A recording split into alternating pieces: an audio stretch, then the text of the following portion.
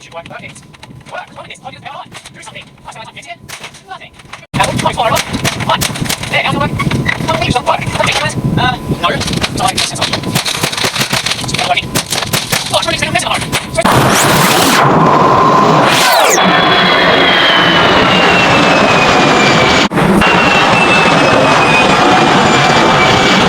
？Hello guys, welcome to our shop, the Destornillador. Okay guys, ang simpleng topic na ating pag-usapan ngayon ay tungkol sa iba't ibang sira ng ating mga electric fan. Tulad ng electric fan na ito na ayaw umikot, ayaw mag-turn on. So ito ang ating aalamin ngayon kung bakit. So ating napag-alaman guys, na pumutok ang starting capacitor. At hindi lang starting capacitor ang may problema dito, naputol din ang thermal fuse. Okay guys, so napalitan na natin ng panibagong thermal fuse. So ngayon i-assemble ulit natin at susubukan natin kung naibalik ba natin sa normal operation ng ating electric fan. Syempre naman nagpalit na tayo ng bago.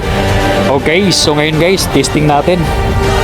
Okay, ayan guys, umiikot na. So nagawa natin.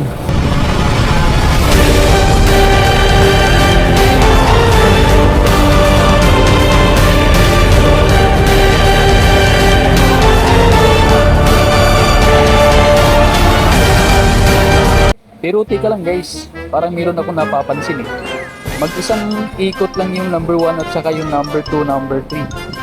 Parang gumagana lang sa isang speed. Parang speed number 1 lang.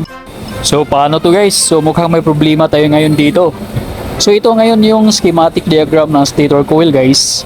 So susundan natin ito kung paano natin i-check ang stator coil. Ngayon guys, i-diagnose natin ang stator coil na hindi natin siya babaklasin sa kanyang casing gamit ang multi-tester. In the first tips, observe nyo lang ang illustration board kung paano i-check ang stator coil or speed windings na kahit hindi na baklasin. Next tips guys, i-check natin ang thermal fuse kung ito'y naputol ba o buo pa. So ganito lang ang steps na gagawin guys para hindi na tayo magbabaklas. Okay guys, proceed to the next steps. Malalaman natin dito kung ang ating switch knob ay buo pa at mayroon pang contact. Okay guys, proceed na tayo sa last portion ng ating pag-diagnose.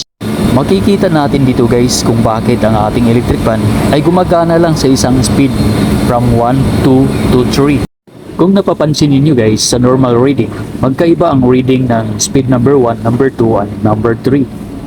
Pero dito sa last steps natin, makikita natin na ang reading ng speed number 2 and speed number 3 ay same reading lang sa speed number 1.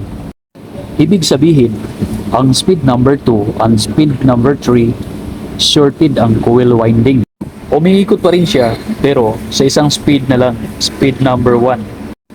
Para ma-restore ang ganitong problema, ang gagawin, i-rewind ang stator coil or papalitan ng panibagong stator. Okay guys, hanggang dito na lang tayo sa ating basic troubleshooting. Hanggang sa uulitin, maraming salamat. And don't forget to subscribe, like, and share to my channel. At isama nyo na rin ang bell buttons para magiging update kayo sa mga bagong video. See you next time!